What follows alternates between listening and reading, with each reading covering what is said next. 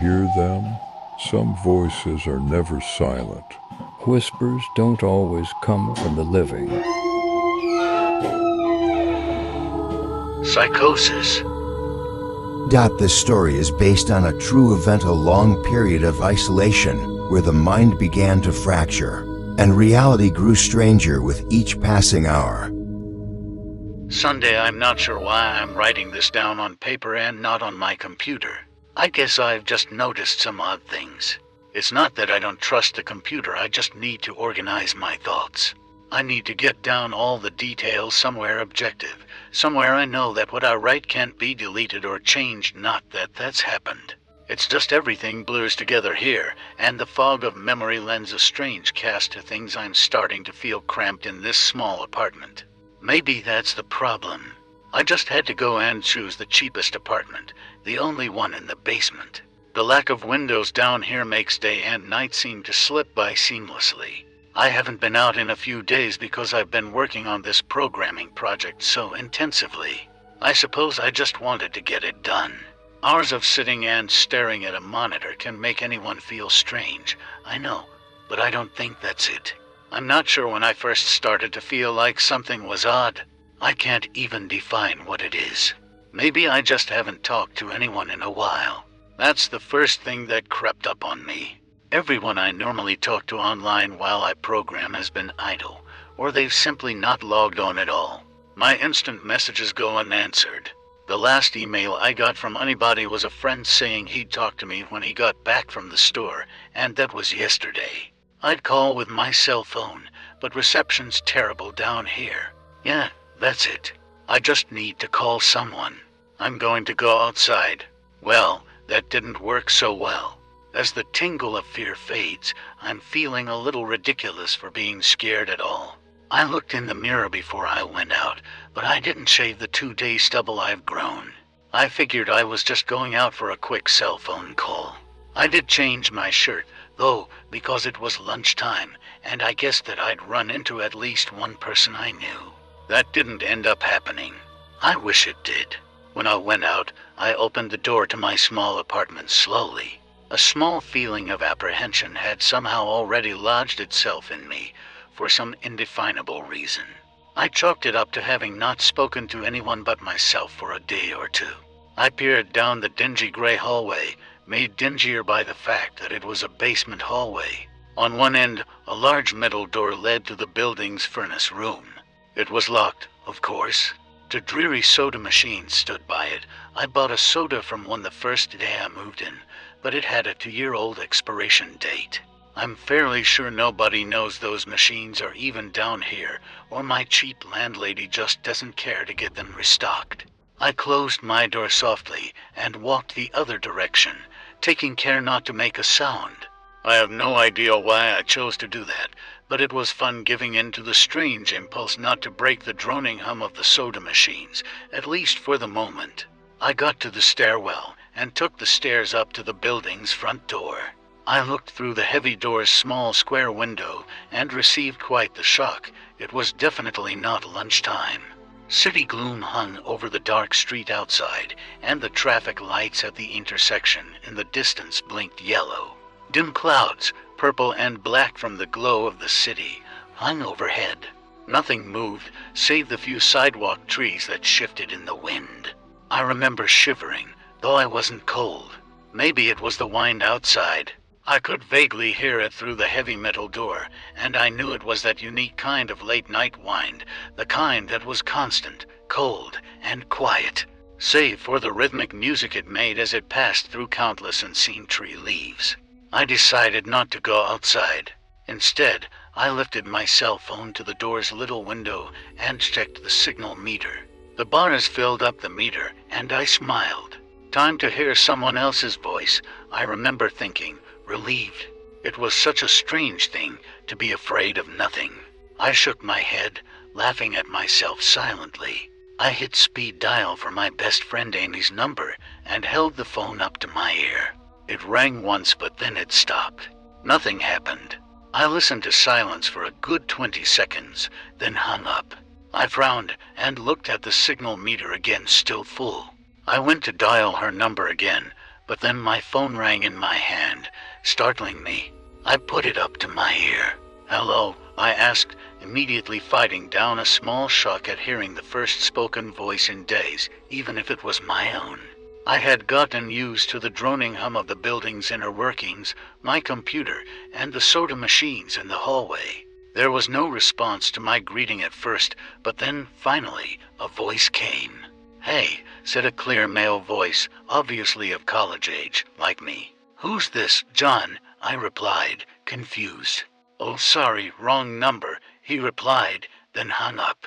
I lowered the phone slowly and leaned against the thick brick wall of the stairwell. That was strange. I looked at my received calls list, but the number was unfamiliar. Before I could think on it further, the phone rang loudly, shocking me yet again. This time, I looked at the caller before I answered. It was another unfamiliar number. This time, I held the phone up to my ear, but said nothing. I heard nothing but the general background noise of a phone. Then, a familiar voice broke my tension. "John" was the single word in Amy's voice. I breathed a sigh of relief. "Hey, it's you," I replied. "Who else would it be?" she responded. "Oh, the number. I'm at a party on 7th Street, and my phone died just as you called me. This is someone else's phone, obviously." "Oh, okay," I said. "Where are you?" she asked. My eyes glanced over the drab whitewashed cylinder block walls and the heavy metal door with its small window. "At my building," I sighed. "Just feeling cooped up. I didn't realize it was so late. You should come here," she said, laughing. "Nah, I don't feel like looking for some strange place by myself in the middle of the night," I said, looking out the window at the silent, windy street that secretly scared me just a tiny bit.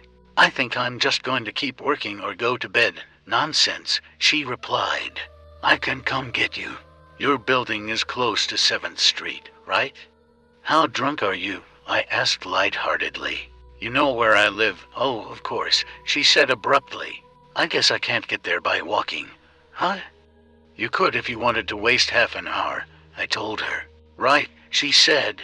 "Okay, have to go. Good luck with your work." I lowered the phone once more, looking at the numbers flash as the call ended. Then, the droning silence suddenly reasserted itself in my ears. The two strange calls and the eerie street outside just drove home my aloneness in this empty stairwell. Perhaps from having seen too many scary movies, I had the sudden inexplicable idea that something could look in the door's window and see me. Some sort of horrible entity that hovered at the edge of aloneness, just waiting to creep up on unsuspecting people that strayed too far from other human beings. I knew the fear was irrational, but nobody else was around, so I jumped down the stairs, ran down the hallway into my room, and closed the door as swiftly as I could while still staying silent. Like I said, I feel a little ridiculous for being scared of nothing, and the fear has already faded. Writing this down helps a lot. It makes me realize that nothing is wrong. It filters out half-formed thoughts and fears and leaves only cold, hard facts. It's late. I got a call from a wrong number, and Amy's phone died, so she called me back from another number. Nothing strange is happening. Still, there was something a little off about that conversation. I know it could have just been the alcohol she'd had, or was it even her that seemed off to me? Or was it, yes, that was it. I didn't realize it until this moment, writing these things down. I knew writing things down would help. She said she was at a party, but I only heard silence in the background. Of course, that doesn't mean anything in particular, as she could have just gone outside to make the call. No, that couldn't be it either. I didn't hear the wind. I need to see if the wind is still blowing. Monday, I forgot to finish writing last night. I'm not sure what I expected to see when I ran up the stairwell and looked out the heavy metal door's window. I'm feeling ridiculous. Last night's fear seems hazy and unreasonable to me now. I can't wait to go out into the sunlight. I'm going to check my email, shave, shower, and finally get out of here. Wait, I think I heard something. It was thunder. That whole sunlight and fresh air thing didn't happen.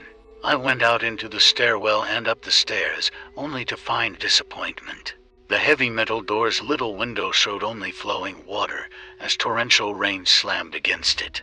Only a very dim, gloomy light filtered in through the rain, but at least I knew it was daytime, even if it was a gray, sickly, wet day. I tried looking out the window and waiting for lightning to illuminate the gloom. But the rain was too heavy and I couldn't make out anything more than vague, weird shapes moving at odd angles in the waves washing down the window. Disappointed, I turned around, but I didn't want to go back to my room. Instead, I wandered further up the stairs, past the first floor and the second. The stairs ended at the third floor, the highest floor in the building. I looked through the glass that ran up the outer wall of the stairwell, but it was that warped, the kind that scatters the light, not that there was much to see through the rain to begin with. I opened the stairwell door and wandered down the hallway. The 10 or so thick wooden doors, painted blue a long time ago, were all closed. I listened as I walked, but it was the middle of the day, so I wasn't surprised that I heard nothing but the rain outside.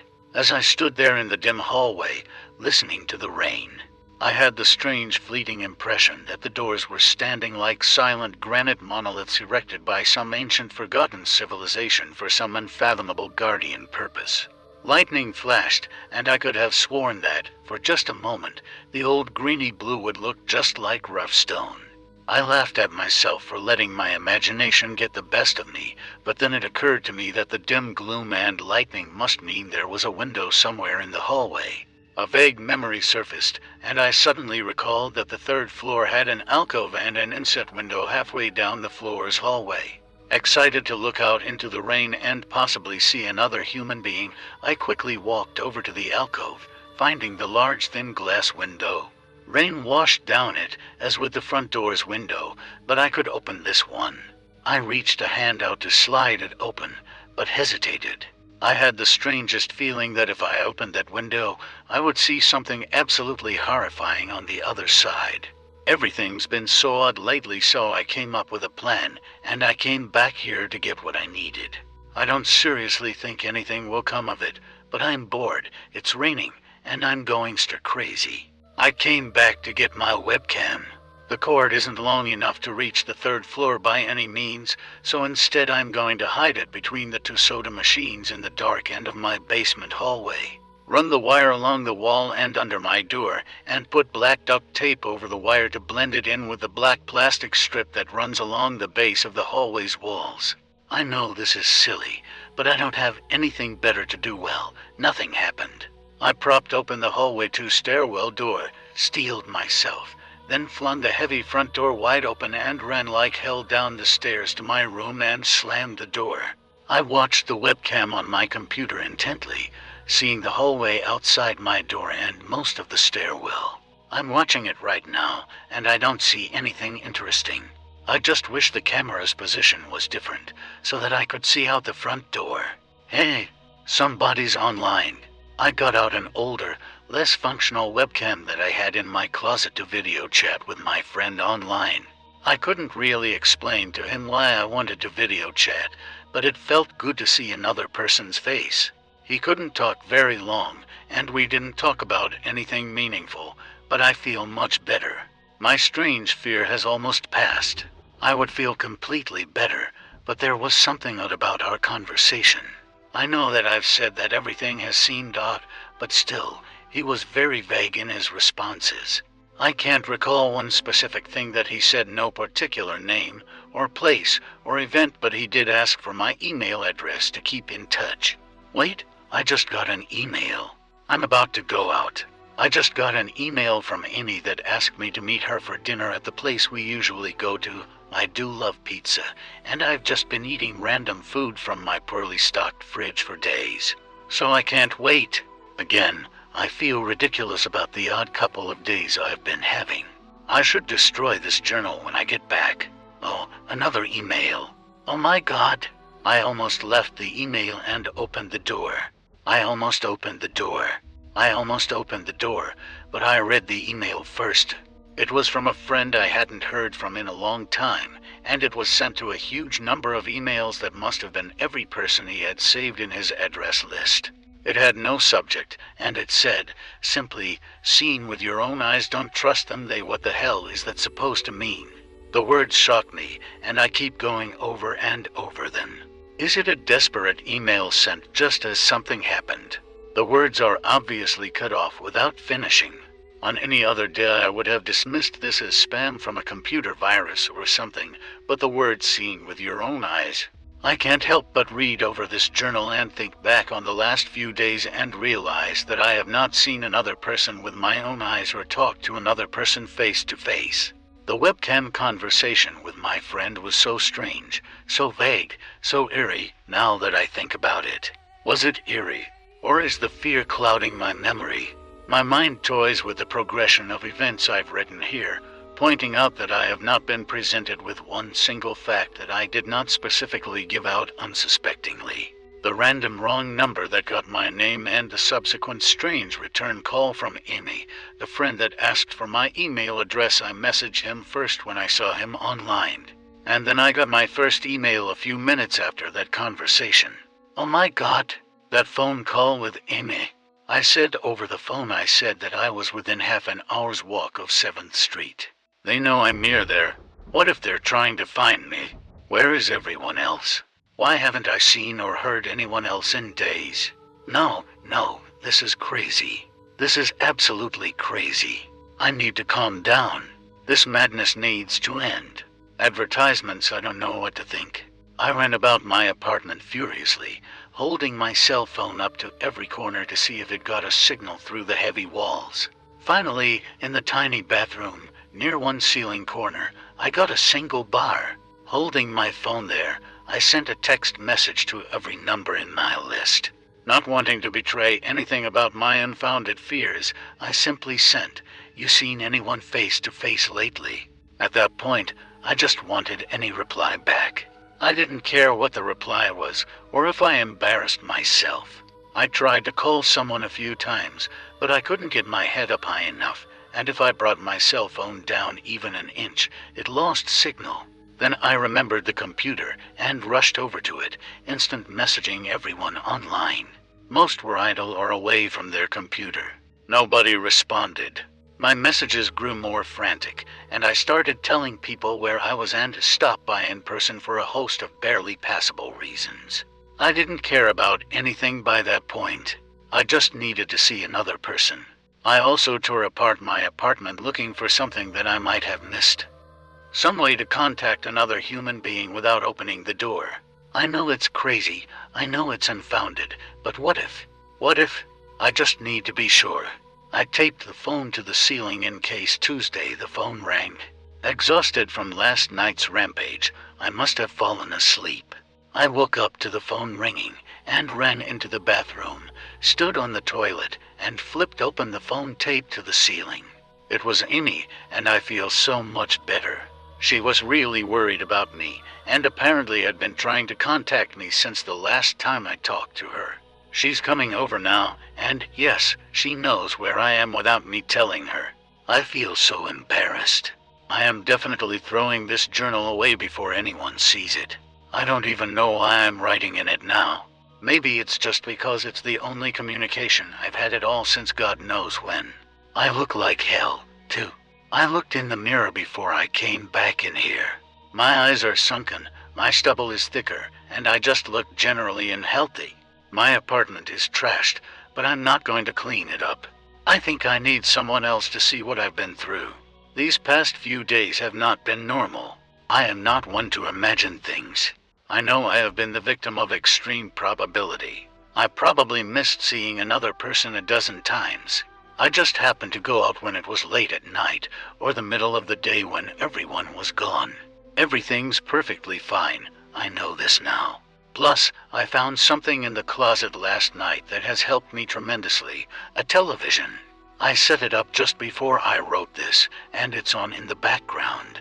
Television has always been an escape for me, and it reminds me that there's a world beyond these dingy brick walls. I'm glad Amy's the only one that responded to me after last night's frantic pestering of everyone I could contact. She's been my best friend for years. She doesn't know it, but I count the day that I met her among one of the few moments of true happiness in my life. I remember that warm summer day fondly. It seems a different reality from this dark, rainy, lonely place. I feel like I spent days sitting in that playground, much too old to play, just talking with her and hanging around doing nothing at all. I still feel like I can go back to that moment sometimes, and it reminds me that this damn place is not all that there is finally. A knock on the door. I thought it was odd that I couldn't see her through the camera I hid between the two soda machines. I figured that it was bad positioning, like when I couldn't see out the front door. I should have known. I should have known. After the knock, I yelled through the door jokingly that I had a camera between the soda machines, because I was embarrassed myself that I had taken this paranoia so far. After I did that, I saw her image walk over to the camera and look down at it. She smiled and waved. "Hey," she said to the camera brightly, giving it a wry look. "It's weird, I know," I said into the mic attached to my computer. "I've had a weird few days, must have," she replied. "Open the door, John." I hesitated. How could I be sure? "Hey, humor me a second here," I told her through the mic. "Tell me one thing about us. Just prove to me you're you." She gave the camera a weird look. All right," she said slowly, thinking. "We met randomly at a playground when we were both way too old to be there." I sighed deeply as reality returned and fear faded. God, I'd been so ridiculous. Of course it was Amy. That day wasn't anywhere in the world except in my memory. I'd never even mentioned it to anyone, not out of embarrassment, but out of a strange secret nostalgia and a longing for those days to return. If there was some unknown force at work trying to trick me, as I feared, there was no way they could know about that day. All right, I'll explain everything," I told her. "Be right there." I ran to my small bathroom and fixed my hair as best I could. I looked like hell, but she would understand. Snickering at my own unbelievable behavior and the mess I'd made of the place, I walked to the door. I put my hand on the doorknob and gave the mess one last look. So ridiculous, I thought. My eyes traced over the half-eaten food lying on the ground, the overflowing trash bin, and the bed I'd tipped to the side looking for God knows what. I almost turned to the door and opened it, but my eyes fell on one last thing, the old webcam, the one I used for that eerily vacant chat with my friend. Its silent black sphere lay haphazardly tossed to the side, its lens pointed at the table where this journal lay. An overwhelming terror took me as I realized that if something could see through that camera, it would have seen what I just wrote about that day. I asked her for any one thing about us, and she chose the only thing in the world that I thought they or it did not know, but IT did. IT did know. IT could have been watching me the whole time. I didn't open the door. I screamed. I screamed in uncontrollable terror. I stomped on the old webcam on the floor. The door shook, and the doorknob tried to turn, but I didn't hear Amy's voice through the door. Was the basement door, made to keep out drafts, too thick? Or was Amy not outside? What could have been trying to get in, if not her? What the hell is out there? I saw her on my computer through the camera outside. I heard her on the speakers through the camera outside. But was it real? How can I know? "She's gone now," I screamed, and shouted for help. I piled up everything in my apartment against the front door. Friday, at least I think that it's Friday. I broke everything electronic. I smashed my computer to pieces. Every single thing on there could have been accessed by networked access, or worse, altered. I'm a programmer, I know. Every little piece of information I gave out since this started, my name, my email, my location, none of it came back from outside until I gave it out. I've been going over and over what I wrote. I've been pacing back and forth, alternating between stark terror and overpowering disbelief. Sometimes I'm absolutely certain some phantom entity is dead set on the simple goal of getting me to go outside. Back to the beginning, with the phone call from Amy, she was effectively asking me to open the door and go outside. Advertisements, I keep running through it in my head.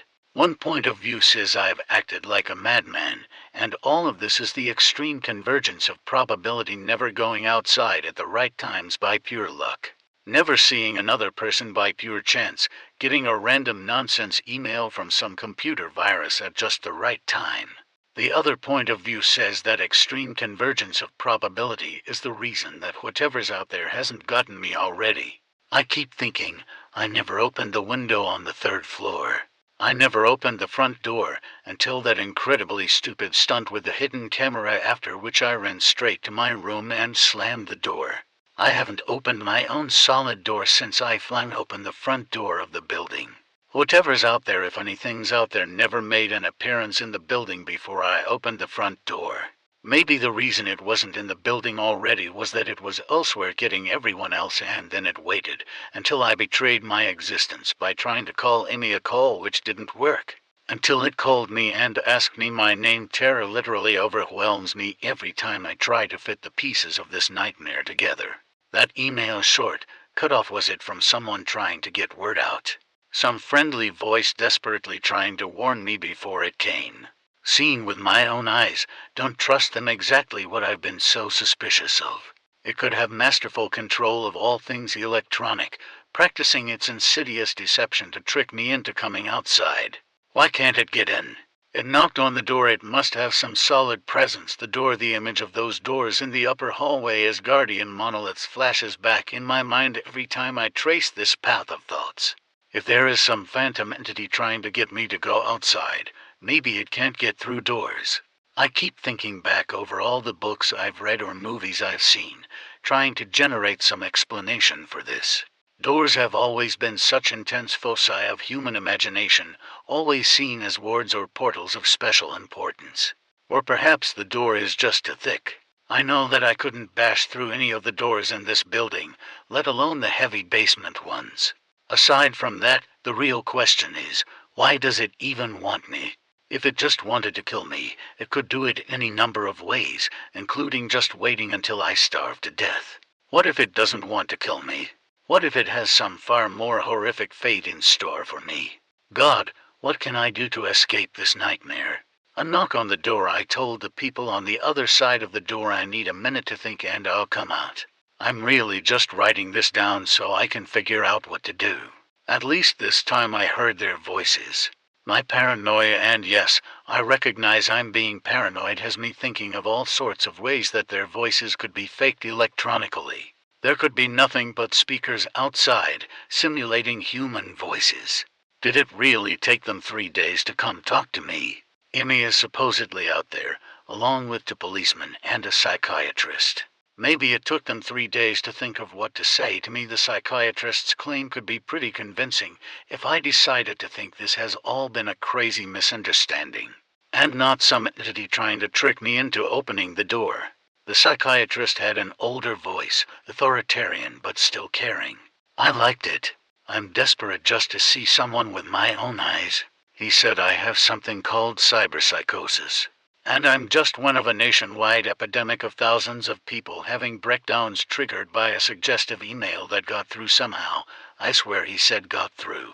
Somehow, I think he means spread throughout the country inexplicably, but I'm incredibly suspicious that the entity slipped up and revealed something. He said I am part of a wave of emergent behavior, that a lot of other people are having the same problem with the same fears, even though we've never communicated. That neatly explains the strange email about eyes that I got. I didn't get the original triggering email.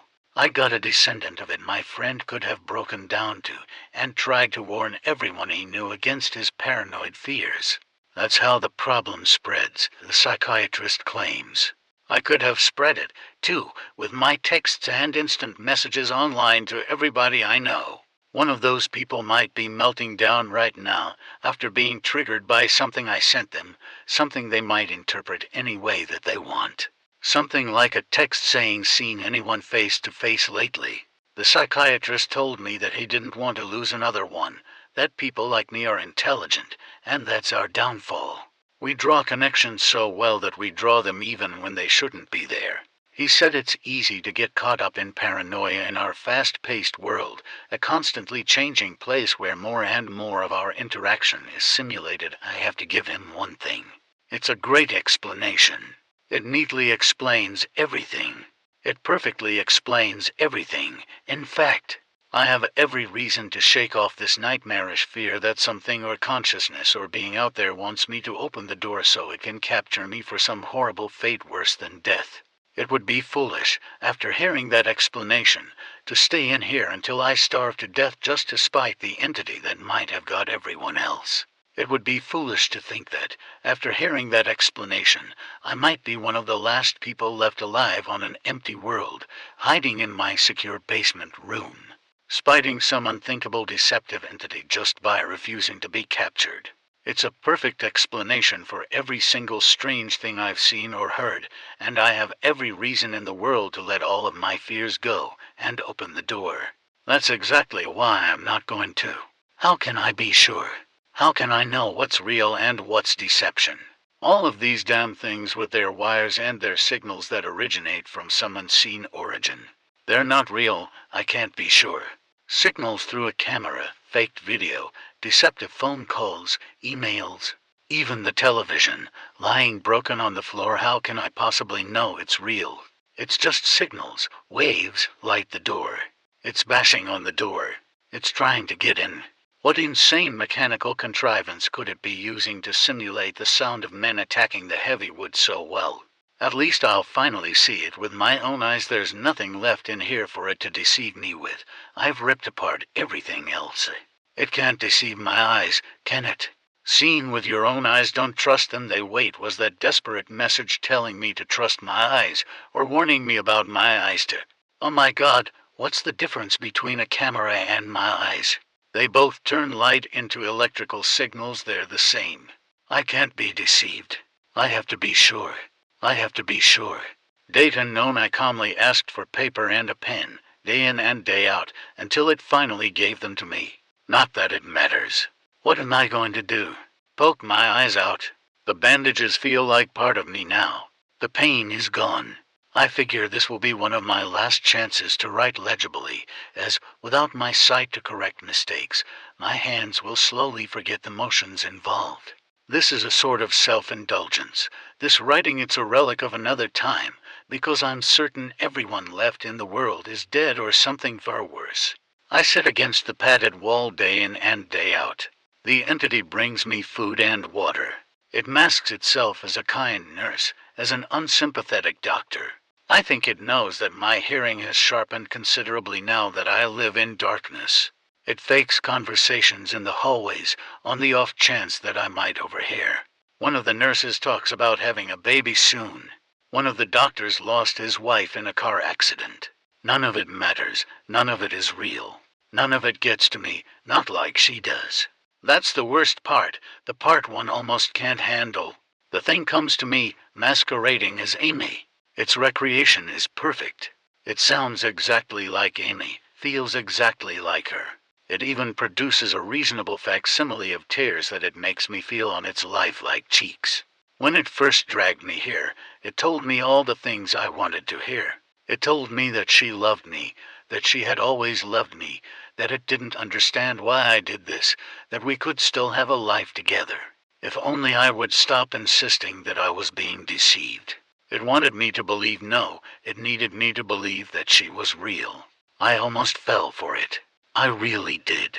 I doubted myself for the longest time. In the end, though, it was all too perfect, too flawless, and too real. The false Amy used to come every day, and then every week, and finally stopped coming altogether, but I don't think the entity will give up. I think the waiting game is just another one of its gambits. I will resist it for the rest of my life, if I have to. I don't know what happened to the rest of the world, but I do know that this thing needs me to fall for its deceptions. If it needs that, then maybe, just maybe, I am a thorn in its agenda. Maybe Amy is still alive out there somewhere, kept alive only by my will to resist the deceiver. I hold on to that hope, rocking back and forth in my cell to pass the time. I will never give in. I will never break. I am a hero. The doctor read the paper the patient had scribbled on. It was barely readable, written in the shaky script of one who could not see. He wanted to smile at the man's steadfast resolve, a reminder of the human will to survive, but he knew that the patient was completely delusional. After all, a sane man would have fallen for the deception long ago. The doctor wanted to smile. He wanted to whisper words of encouragement to the delusional man. He wanted to scream, but the nerve filaments wrapped around his head and into his eyes made him do otherwise. His body walked into the cell like a puppet and told the patient, once more, that he was wrong and that there was nobody trying to deceive him.